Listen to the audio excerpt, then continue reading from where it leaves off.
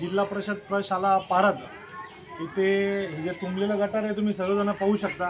कालचे रात्रीला एक पाऊस झाला आणि पावसाळ्यातला हा पारदमध्ये खरं तर हा पहिलाच पाऊस आहे आणि पाऊस पडल्यामुळे जे काही सर्व पडलेल्या पावसाचं पाणी असेल, येणारं गावातलं काही नाल्यामुलांचं गटारीचं पाणी असेल, हे सगळं इथं पारदचं जे ग्राउंड आहे शाळेचं, ह्या शाळेच्या ग्राउंडला एक तळ्यासारखं स्वरूप आलेलं आहे।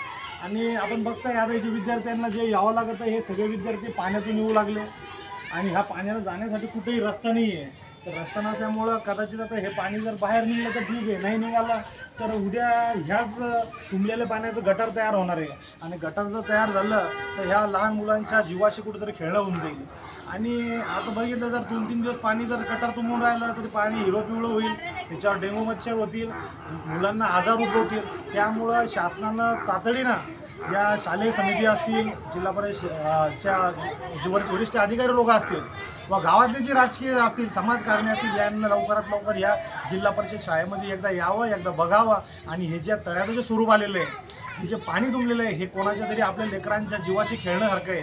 त्यामुळे सर्वांना माझी कळकळीची विनंती आहे की ह्या पाण्याची व्यवस्था लवकरात लवकर करावी, अन्यथा जर ह्या पाण्याला जर काढण्याचा प्रयत्न नाही केला किंवा पाणी जर निघालं नाही तर 100% मुलं हे बिमार पडतील, आजारी होतील।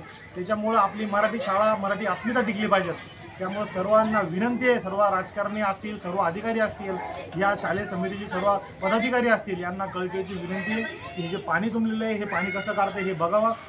अन्यथा जर ह्या पाण्याला जर पाणी निघालं नाही, येणाऱ्या 4 दिवसामध्ये मी इथे एक उपोषण करणार आहे। सर्वांना विनंती आहे की सर्वांनी सहकार्य करावं।